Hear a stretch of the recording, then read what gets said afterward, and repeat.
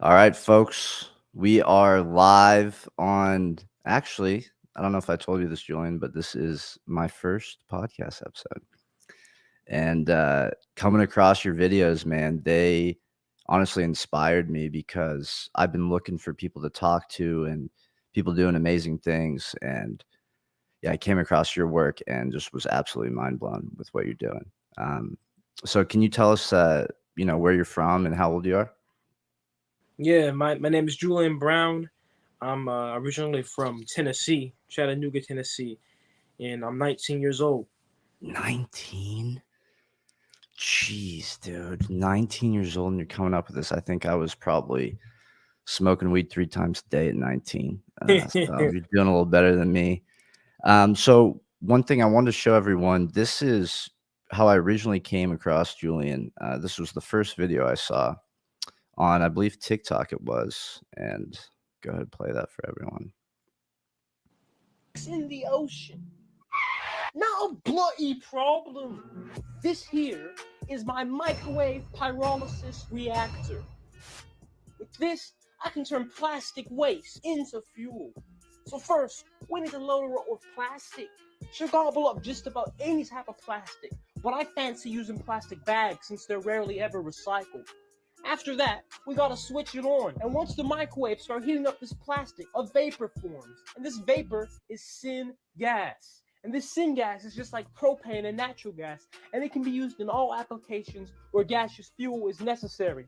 But that's not it, folks. We also get a liquid product, and from this reaction, this liquid is flammable, and I reckon with little cleaning and refining, this liquid can go right in your sweet truck as diesel. All that's left from the plastics in the end is this rich black carbon material that's got absolute tons of uses, like pigments, paints, roads, tires, filters, cement, bricks, briquettes, coal, coke, shoes, batteries, ink, and so on.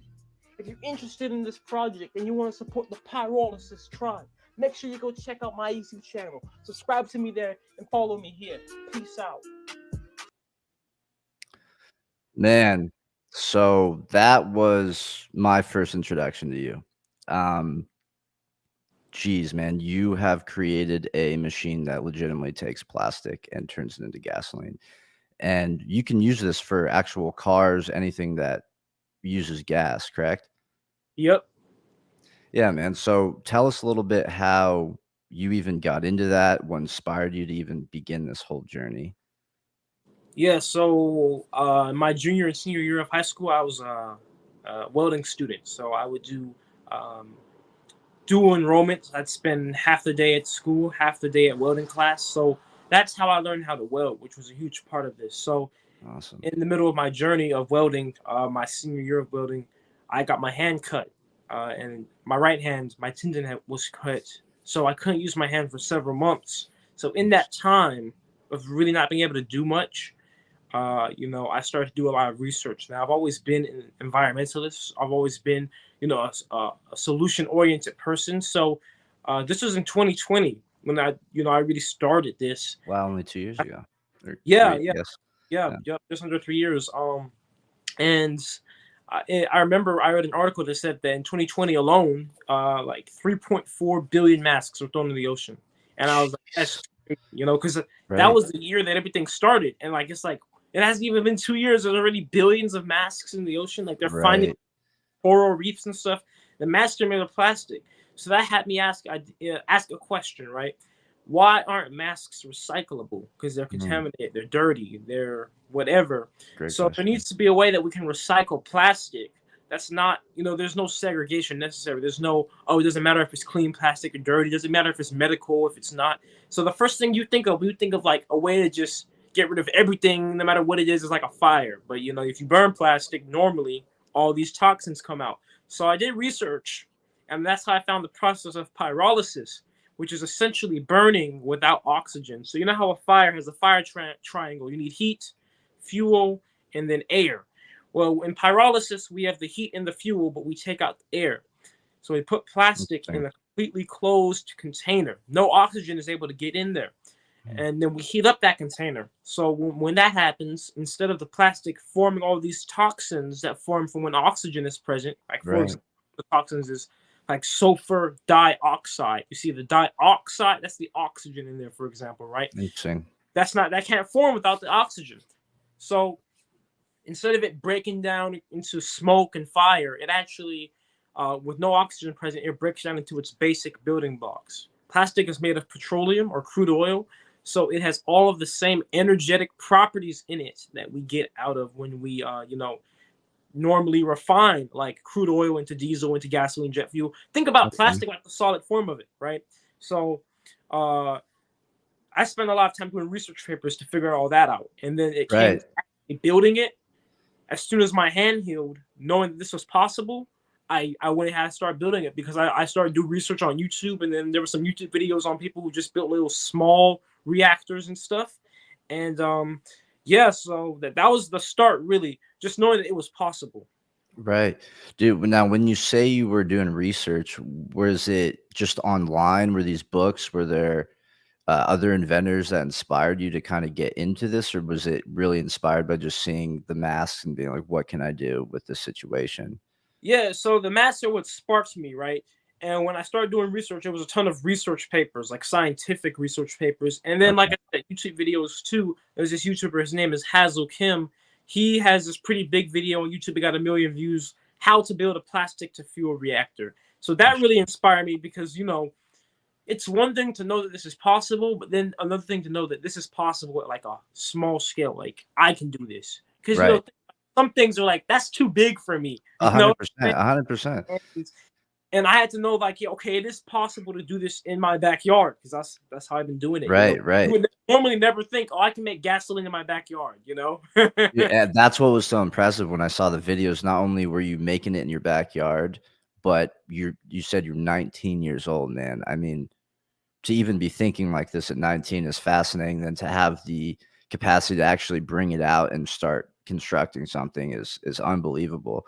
So you get your hands getting better. You're starting to get a little bit of knowledge. Now I've seen you've had about maybe 3, 4 different versions of the Yeah. machine.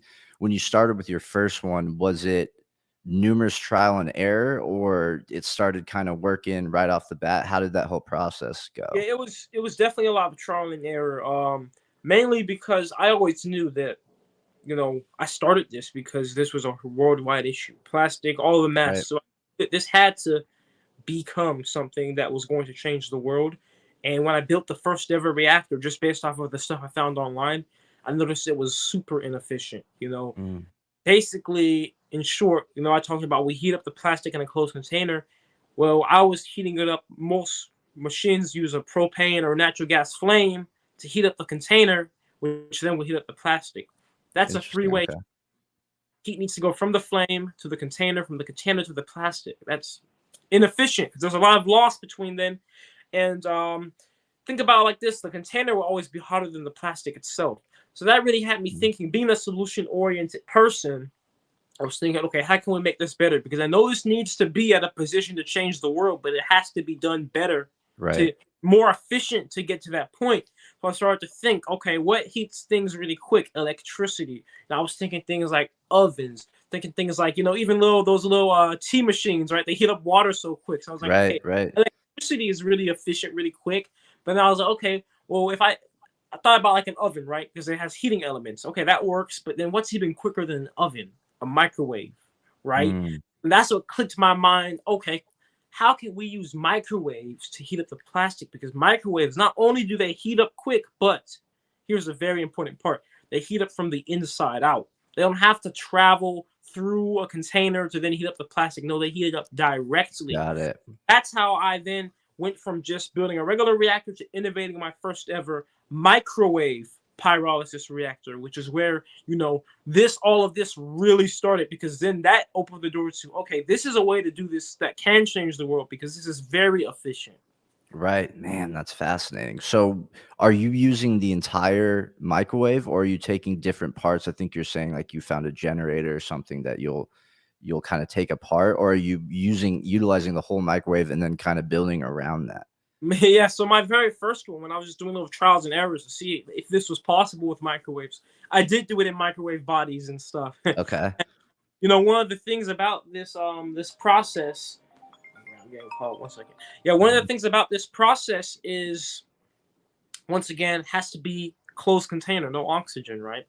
So with that being said, and also the plastic breaks down into a vapor, right? Instead of breaking down into smoke and fire, it breaks down to a vapor, and that vapor is the fuel. So in short, That's whatever you're fascinating. making it into, it needs to be airtight because you don't want to lose that vapor. If you're Right. losing that vapor, you're losing the fuel. So when I Gotcha. was putting this in regular microwave bodies, microwaves are not meant to be airtight. So there was leaking and stuff, leaking all my fuel out. So I Man. had to essentially build a microwave from scratch that was airtight, made for this. Now I did take components out of microwave ovens. Microwave ovens have this part in them called a magnetron. That is the part that literally makes the actual microwave radiation. So I Okay. would take the magnetron out and mount it onto my reactor that I fabricated from scratch, did all the circuitry stuff, and then essentially I made my own airtight microwave oven. God, dude, that is it's hard to even wrap your mind around coming up with that, and then the fact that it's actually working. I was, really interested in, I believe you briefly spoke about this in one of your TikToks, but I was interested, is the waste or the emissions from this process, is it damaging to the environment? I saw you talking about how it isn't, and I think that's a huge point to touch on. Yeah, so ultimately, the actual process itself has no emissions because everything is useful. So the vapor the plastic breaks down into, it condenses into oil. The rest of the vapor that doesn't condense Got it. into oil is like natural gas. So the only emissions come from when you burn that fuel, right? And all the stuff to the plastic Interesting. end is a solid carbon. So when you burn the plastic after that, right? Assuming your car has a catalytic converter or assuming it's complete combustion, really the Mhm. only emissions are CO2 and water vapor, which ultimately are actually not polluting because CO2, you plant trees, you grow algae, you can do so many things to alleviate CO2. Um, and also, when plastic is left in the environment, it actually emits methane. It breaks down to methane and stuff, which, as we know, it's worse than CO2. So if you're looking at it from a pure like greenhouse gas perspective, it actually is better for the environment to take this plastic and turn it into fuel and burn that fuel than to just leave it in the environment. Right, man. And so when coming up with this, did you think of using other means other than plastic that can be converted, or does plastic have something specifically that allows it to be converted in an easier way? Yeah, so pretty much anything will go in there and make fuel. I've done food waste, No rubber way. tires, um, Are you fucking kidding me? paper towels, wood chips, everything. What? Grass. I made natural gas out of grass. But Stop. here's what makes it different, right? With plastic, why is this? Yeah, with plastic is made of crude oil, petroleum, right? Like I said, it's kind of the solid product of crude oil, right? So we're able to take that and then bring it back into the liquid forms in a sense, like make gasoline, diesel, jet fuel out of it, right? Since it's the solid form of it. So when I put something in there like grass or food waste, it can only give you natural gas. It won't really give you gasoline, diesel, or jet fuel. Because Interesting. think about like this. Um, pretend like plastic is like a train, right? Okay.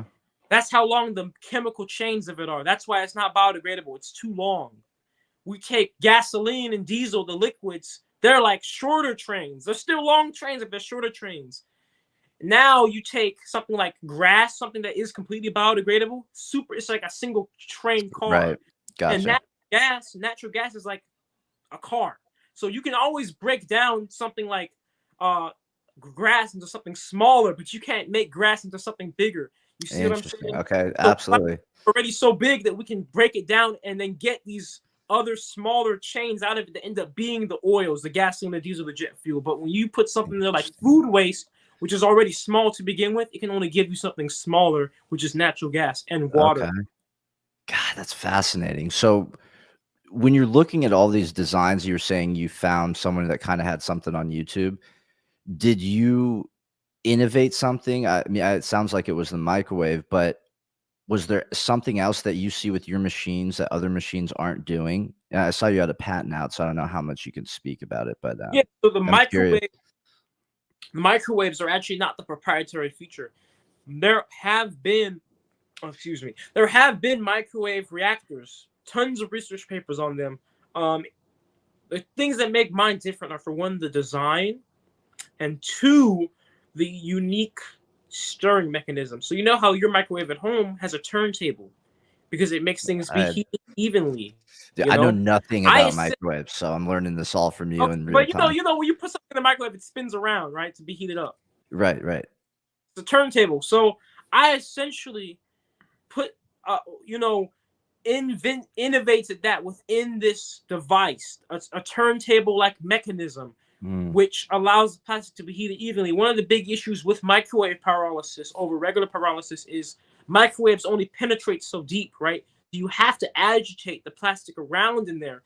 And with that being said, that's what really separates mine from others, because others have very limited capacity because they don't have a way to agitate it around, so they can only put so much in there at once.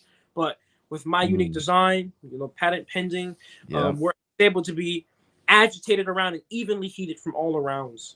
Jeez, dude. So is that the big it almost looks like a wheel spinning, kind of Yeah, turning out. Is that what that's the yep, turntable thing? Okay, that's yep. very interesting. So what are you essentially using for that? Is it like what is that mechanism? Are you using did you create that or are you bringing it from again like another product that you've kind of combined all these products together? Because Yeah, dude, so the design, sorry to cut you off, the design is awesome and it's been getting better each design. Like it looks straight out of a sci-fi movie. yeah.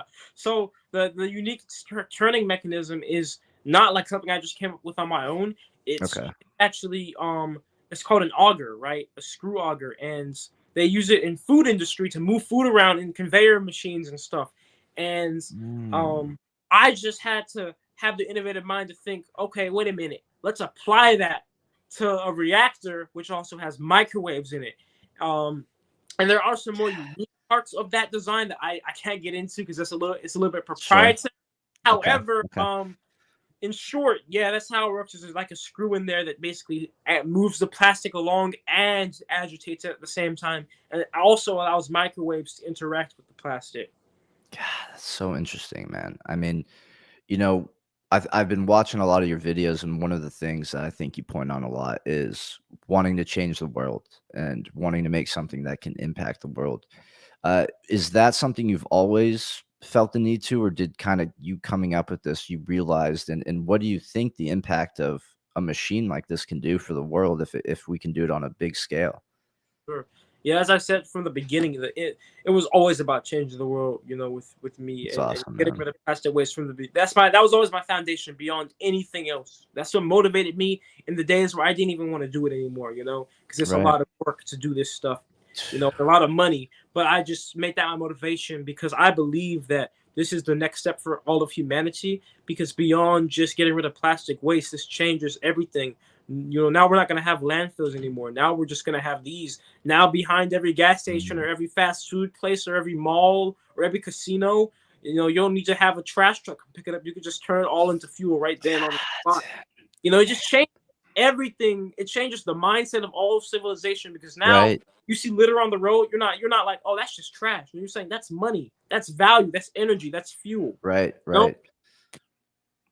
Man, dude, that's fascinating. I mean, so when you're thinking about this, you know, I don't necessarily want to bring this up, but I've seen a lot of comments in your TikTok about, is it a little scary to come up with a process like this, right? Or an invention like this, because essentially you're going to be not only creating something that is life changing, but like you're saying, it makes a paradigm shift for people where, yeah.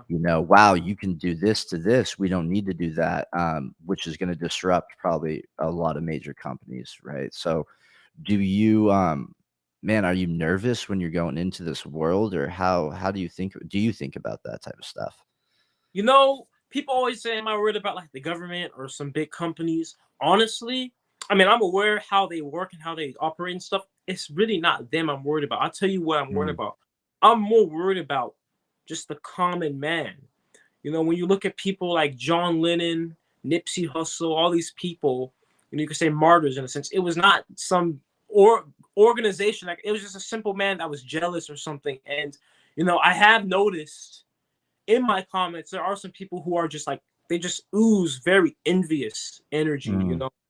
And I didn't take it as serious before, but I do now, because there was a time recently where I was just out in public at a gas station. I got recognized, right? And it was cool, but then I was like, dang, this person knows, like, I'm in this area. He's able to recognize me now. That means people really can now.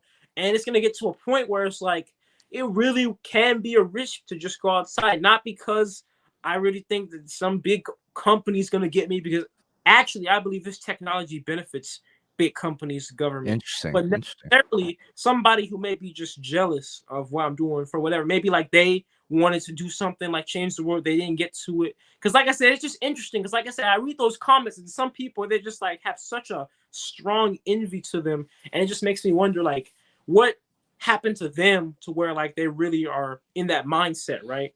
Right. Yeah, man. It's one of those things. I don't know if you've read The Four Agreements. It's a great little book about just Yeah, not taking things personally, man. And for sure. uh, I think, yeah, especially when you're someone who's, you're going at such a big task and a life-changing endeavor. People will naturally, I think, whether it's, envy or an upsetness that they can't do it themselves, but Right. it's great that you're pushing on, man. One of the things I'm really interested in is, as a 19-year-old, to have your mindset and to know what you know. It's very rare. Were you reading books constantly growing up? Did you have inventors that you studied that were inspiring to you, or this is just kind of how you were as a kid? You've just been kind of doing this type of stuff. Yeah, I've always really been this way. People always call me an old soul. You Yeah. know, the most important thing before I ever started inventing anything, right, was I worked on myself for years. Mm. Oh, I What I did did that look like? mainly a lot of time in nature and in Mhm. isolation.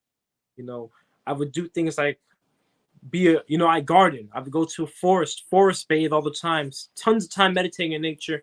You know, and that's what formed the foundation of my love for nature, right? Because I Mm. realize that nature is the roots of everything. No matter how far we build up, it's always going to be the foundation. It's always going to be built with things from Earth. And Right. when I realized all that, I realized, okay, nature's the key. Let me observe nature. I look at Interesting. nature. There's no such thing as waste in nature. You look at a forest, all Ah, those leaves that fall off the trees go back into the ground, it's a become very good point. trees again of the next time. And then I went even deeper. How does crude oil form to begin with? Organic matter gets buried under the ground. What's under Really? what's under the ground? Air. The same process that I'm doing to turn plastic into fuel is the same process that Earth uses to turn anything Wow. into crude oil. Dude, that's fucking awesome. That's crazy, dude. That Yeah. is crazy. It's cool that you say that because, a lot of great artists, architects, inventors and things, they'll study nature and see the geometric structures in nature.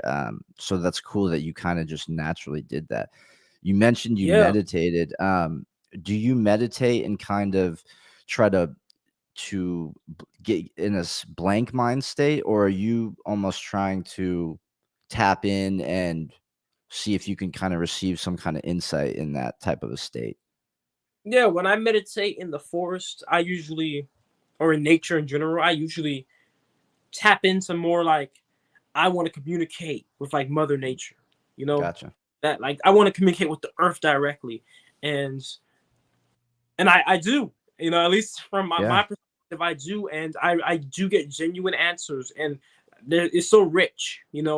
It's not always what you want to hear, but it's things that are like they're always for your growth. And I always hear all these analogies from Earth and Mother Nature about trees and how trees are always so focused on growth, no matter Interesting. what you do.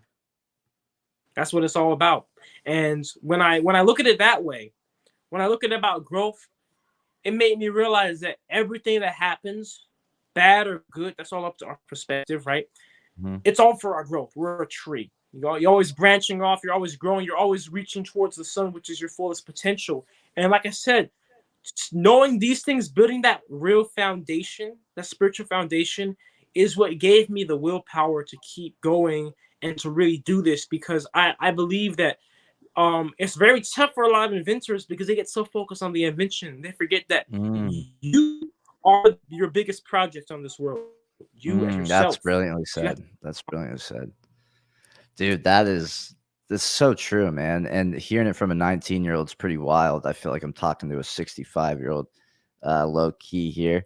But, dude, so when you were in that process and you're talking about kind of your environment, did you have friends? Did you have peers that supported you in this? Could you talk to people about this? Or was it literally no one's understanding you, you're going off into nature, you're meditating, you're coming back, you're working on something, and there's not too many people to communicate about this? like I said, it was really, spending a lot of time in nature and a lot of time in isolation. You know, Yeah. um, Ultimately, when it came to me first building the reactor, most people were like, "That's not possible," and then the people that weren't saying it's not possible were people saying that you're going to blow yourself up or something, right? So in short, I had to tap within, get faith within myself, believe this was my purpose, discerned, you Mm, know, from the beginning, and then yeah, I mean, even friends and all that, most people just weren't on that level with me when it came to really seeing things the way I did. Like when I go into right, nature, it means something to me so much more. Like somebody would see a tree and they're like, "Oh, that's just a tree." When I see a right. tree, I see a being that's tapped into the core of the earth. That's Yeah, so old and has all this wisdom, has seen so many things, so many cycles, and I want to just talk with it. And and that's what it really came down to. And that's when I realized that it's okay to be alone, because to be all alone is really to be all one with mm, yourself. And mhm, that's how you really hear what you need to hear, and you tap into how you feel, and then you learn about yourself more than anybody else knows about you. So no matter what's thrown at you, you already know what to do. When I'm in sure, a situation where I'm like going through something or I don't know what to do, I know it's within me. And if it's not there immediately, I just need to sit down and just calm down for a second, collect my thoughts, maybe go to nature a little bit, and yeah, it's and there were several times with me building this where I've had crazy situations happen. Like I've had one of them blow up in my face. I've had one of them jeez, catch fire and almost burn my house down. Very tough, God, because let me tell you why it was so soul crushing. Because in those situations where those things happened, it wasn't the fact that like I barely scathed, barely made it alive or whatever. It was the fact that so much work was put in just for it to be yeah, seemingly taken away. right, But what I'm learning in nature is these are your roots that are growing, and these roots are your strong foundation. mhm. Man, getting it kind of blown up is almost a rite of passage for an inventor, right? Like Yeah. Tesla's got his stuff burned down, I don't know how many times. Um, but man, it's just so fascinating to listen to you talk, and it's exciting that someone who's 19 years old is going into this. Do you feel like these inventions, and whether it be just plastic or more, do you think we'll be able to soon scale this in a way where it'll be accessible to everyone? We might have one in the house and people are dropping, their Coke can in a reactor and it's making gasoline for people at home. Do you think it can get to that point? I believe it can. I believe that there'll be a lot to it, because it's not as much about turning your trash into fuel at home. It's more about, well, what are you going to do with that fuel at home? Because Interesting. like, it's not just one fuel product. It's natural gas. It's the liquid fuels. That's kind of dangerous stuff. Sure. Flammable. All like it's not even legal to distill ethanol in your house, because that's flammable. You know what I'm saying? So Gotcha. it'll be a lot. Sure. But I believe at the very minimum, at least my goal now is to have this in like at a, like you could say a more like industrial level, company, government level in every single city on earth, because Okay. this technology with my unique design can be built at big scale, small scale. So we can have one behind every mall. We can also have one, we can have a huge one every in every like major city or whatever. Right. So is that kind of do you kind of have a game plan as far as once this is patented? Do you want to start kind of selling to these? Uh, I mean, I don't know how that works. Do you go to governments? Do you go to major corporations? Do you have something in mind, a kind of a plan of action once this is ready to package? And for the people watching, is there anything that people can help you with to get this to that scale so Yeah, that people can help you do that? yeah, because I've been building this in my backyard. Right. One burned down, almost burned down my house. I haven't been able to build another one since because my parents obviously don't want me to. So right now, Sure. point where, I've been building them handmade for the little, rackety stuff put together. Yeah. Now it's time to do this professionally and industrially. So I have a GoFundMe to raise some money to help me, get to that next scale, to get the warehouse space, get the proper materials, proper construction team to put it together. And the game plan is sell this to government, sell this to companies, sell this to, whatever. And even at this point now, before it's even been truly patented completely, before it's even been done, I've had people connected to the government in many different nations, especially Wow. Africa, reach out to me. They're like, as soon as this is done, just let us know. We're gonna get. They need it, man. It's You got desperation. Africa hitting you up, dude. That's Yeah, so sick. yeah. Like That's so they need cool. it. It's horrible in Africa. The plastic. They don't even care about like the fuel as much as they just want something to do with all this plastic. So it just happens Sure. that it does both. That's just amazing that it does both. Right. Sometimes people get so focused on the fuel part they forget that we're getting rid of plastic. Yeah. Getting rid of plastic that normally would never be able to be recycled. You know? Right. Right. Which leads me to think, have you heard of these, like ocean, I forget, is ocean for Yeah. you? It's Or yeah. yeah, for ocean. Yeah. So I wonder if like you teaming up with some place like that, man, you're getting ocean for your plastic from the ocean, putting it in your machines, and now you're giving Yep. out. I mean, that's just like, dude, I think that'll happen. I'm gonna be watching your journey, man. I'm definitely gonna be supporting. Before we go, one of the main things I wanted to touch on was you're talking about your purpose, and that was kind of keeping you going during, when you fail and when maybe you feel like it's not possible or what the fuck am I doing here, right? Because when you're on that, and when you're in isolation and you may not have people telling you how fucking, dude, Julian, you're a legend for doing this. This is brilliant, blah blah blah. You might even get a lot of negativity in that realm. So when you found, you felt this was your purpose, was that you being in isolation and confirming it for yourself? Was it an innate feeling? Did someone tell you that? Um, and then also, if this is not too long-winded of a question, I'm just so curious of how many times you failed before you got this to work, man, because the doubt and the trial and error can be brutal. So doing something like this where it's blowing up and all that, how did you keep pushing on, man? Yeah, that's a great question. So, in terms of just the faith of knowing that this was my purpose, I always knew since like I was a little kid, like 6 years old, that I was going to do something that change the world. Were you telling your parents I was off of that? Yeah. Hell yeah. he's just telling her one day like I'm gonna change the world, and she was like shocked because she was like, how do you even know what you're saying when you're this young? So Right. I would. It was always just an innate feeling, and it was always just a matter of I want to just know how. Mm, I was trying to do things before. Like I remember at one point in my life, I was trying to be a rapper and stuff. okay. I always knew that I needed a platform to do it, and I always knew that it was going to be something big, right? So when I had stumbled across this, I've always been amazing with my hands, building things, welding class Ladies. all lined up perfectly. I'm building things with my hands, with using welding. So like I just knew it was a discernment just within me. I just knew like this is my purpose. This is what I'm Yeah. here to. And whether it is or not, I just believe in myself. Sometimes Mhm.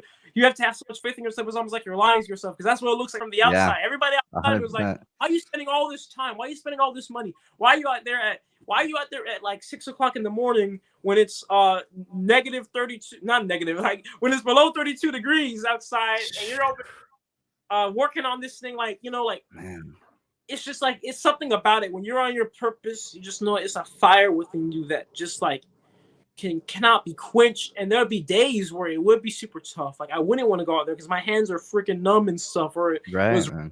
stuff would just get messed up. But like I would almost feel drawn, almost like an Mm. obsession. Just go out there. And you know what? I watched this Disney movie Soul, and in that movie they Love that movie, out man. Yeah, they're talking about when you're in the zone, it's not Mhm. far from being like too far gone, and it really isn't. Because I'll tell you, some days I'll be so obsessed with that, so obsessed with just working, get this done. I want the world to change. I would put that ahead of myself, and I would, Mm. I would mess up myself. I would work too hard. I would not, take my time to meditate or whatever. I just feel so off, and it's all about balance. So Mm. when it came to things, how many times I messed up? I messed up tons of times. So I've been doing this for just under 3 years now, right? My Okay. first 2 years doing it, I showed nothing. It was all me. No YouTube, Wow. social media. So all of that, I have videos of all the times I messed up Yeah, on you that. gotta post those, man, eventually, one of those Yeah, days. I have the video, so I will definitely one day. Because you know what, being on YouTube definitely helped a lot because people in comments, helped. Before I ever started on TikTok, I was on YouTube. So starting that definitely helped a lot. But like, there were so many times, this is a little bit of everything. So I would take the parts from a microwave, and then you have to put together all the circuitry. It's terrifying because the Oh, can't microwave imagine. is so dangerous. You touch it when it's on once, you're done. You're done. Fuck. You're done. It's that simple. It's terrifying. Okay. So I remember one Man. time I was when I was trying to figure it all out. Like one time I had it like arc up to me and stuff, and like I just put it away for months. Like I took the whole Yeah. summer because I was Yeah. scared. Yeah, man, And sometimes you need those breaks. yeah, for sure. So I took the whole summer off, and I kind of felt bad. I was like, because I would tell people what I was doing. Like this was before I started posting. I was telling them like, "Oh, I'm working on this device," but I really wasn't because I was terrified of it. But then Gotcha. when I came back eventually, because something drew me back in. I came back, made my next design even better. I got the Mm. circuitry down even better. I always had to be very careful, of course. So that was one thing. The circuitry alone was a huge issue, and then we had the issue of I built my So I built by the time it was on YouTube, I built my second one, my Mark II design. Right, everybody knew it was up. Posted my video on TikTok. Built my Mark III design. A lot of hype because by that point I had like 100,000 fans on TikTok. Had like 5,000, 10,000 on YouTube. Mark III reactor. I worked relentlessly on that. Thing blew up. It was the first ever Jeez. to And incorporate. what age were you when that version came out? I was 18, I believe. 18. So, geez, what, a year ago that Yeah, came out? it was last summer. So when you're saying you're improving the circuitry and different things, was that you just physically getting better at the actual mechanism of putting these wires, or were you going back to the drawing board, reading things, saying, "Oh, maybe I need to do this differently," or was it just like I'm getting better at the actual It physical? was both. Of, It was both. okay. I'm getting better at learning electricity, learning, what's dangerous and stuff. But it was a ton Yeah. too. I didn't spend a lot of time reading books. I read a lot of research papers and a lot of YouTube videos, right? Using the Mm, edge of information to my advantage because, especially with things like electricity, I never messed with it before in my life. And mm. I knew how dangerous it was because people get, done from just radios because the Yeah. capacity there. It's Jeez, no joke, really? it's crazy. So, I did not know that. it was a huge risk, but I also knew that in risk comes great reward. Mhm. In me doing this so dangerous thing, I knew by nature it was a niche because most people, even if they knew how to do this, they know better Don't not to wanna mess. fuck with it. Crazy. Man, dude. That's Um, awesome. but I didn't let the risk stop me. I just took precautions. I moved slow, had to be careful. Some days when I was frustrated, I get shocked because I just get frustrated. Like, can this thing just work? And I accidentally touch Right. it, and boom, like that thing hurt. You Fuck. know. And Dude, then just go and ahead. so Mark III blew up, right? And Jeez. then I built Mark IV. Now Mark III, the one that blew up, was the first everyone to incorporate the spinning blades. It was a huge, Interesting. biggest, and not only that, but it incorporated multiple magnetrons. So it was the equivalent of having 5 microwaves on in one area. Like that's So was this the first version that you made that was really working? Or had the first version worked and you're just improving upon it from yeah. there? Mark I, 2 at work, but I'm improving on them in a lot of ways. With the Mark III, it was a Gotcha. huge scale up. It Right. was, first of all, the capacity was it was a 55-gallon drum, and then on top of that, all the previous models just had one magnetron, meaning like one microwave worth of power going in there, right? But then Gotcha. this one had the spinning blades, big capacity, and 5 microwaves worth of power. So it gets so much hotter. So when I built it out of the 55-gallon drum, I wasn't expecting it to get as hot and as build up as much pressure as it did, because my Sure. previous just had 1 microwave worth of power, right? But when I turned on all 5 of them, it was so powerful, like cannon. It sounded like the Revolutionary War in my backyard. It shook me up, man, because I was right there. Like if I was in front of it, I probably would have been done, because it shot up probably hundreds of miles per hour. It shot through my greenhouse. Fuck. Yeah, dude, you got to have supportive parents to go an endeavor like this, right? Or you know what? Yeah, like they definitely are supportive. When I first started, they were really like skeptical. Like they didn't know if it was possible. They didn't know. They were like, it's dangerous, or like blah blah blah. They discouraged me from doing it. So like, but my parents are supportive, and I feel like that's a great lesson or inspiration for people, because there's a lot of people who don't even have parents that are that way at all. Absolutely. In the beginning, my parents weren't. They discouraged me to do it, but I did it anyway. I didn't let that stop me. So what I'm trying to say, what I want people to understand is, when you feel a drive towards something, when you know it's your passion, don't let anybody or anything stop you, because it's between you and you. That's it. There's nobody else outside of you matters. Their perspective doesn't matter. Like, it can help you, maybe it can aid you, but it's between you, and that's what you have to learn. And you have to just have that faith in yourself the whole time through, because I knew that I was going to be safe. I knew that I was going to make it work. I knew I was going to change the world from the day I told them I was going to build this thing. I love that, man. I fucking love that. And real quick, when it seemed you were so certain of this at a young age, or your purpose. And, at times you mentioned you may have lost, the doubt comes in, I think, for anyone going on an unknown journey, right? You don't know where it's going to end. We're in those moments of doubt, and maybe for the people that don't feel like they have this overwhelming sense of purpose, was it the moments in isolation in nature? Was it reading? What kind of brought you back to break through that doubt, or that, maybe you've done 15 different versions and they're all failing? It's very difficult, man, to keep going and have that faith, right? So was there something that you do that keeps you going, or is this just kind of innately built into you? Like, I'm not fucking giving up. I believe in this thing. Yeah, I'm not a quitter. I'm a black belt in karate, and that was something I learned very young, because when I started my black belt class, or my karate class, it's like a 4-year class, right? I had a class of 20 people.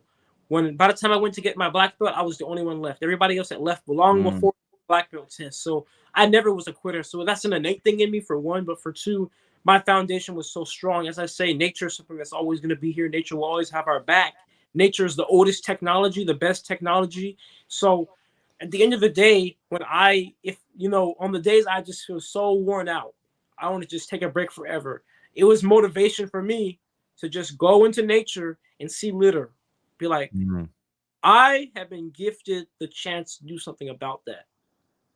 I almost see it as me being like the least I can do, because I've been so privileged. I've been so privileged to be in a nation where I can have a welding class, to be in a nation where I can do this, to be in a state where I have parents that are supportive, or this. Because think about how many people want to do this type of stuff, have the mind, have the skills, but they don't have the time. They don't have the 100%. tools.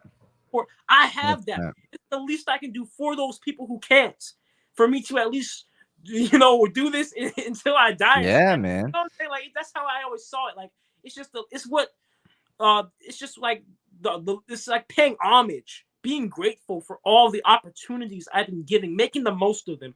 That's how I always saw it. Just the fact that I'm functional. I have 4 limbs, they all work. Not everybody has. I have 2 eyes that work. Like, not everybody has that.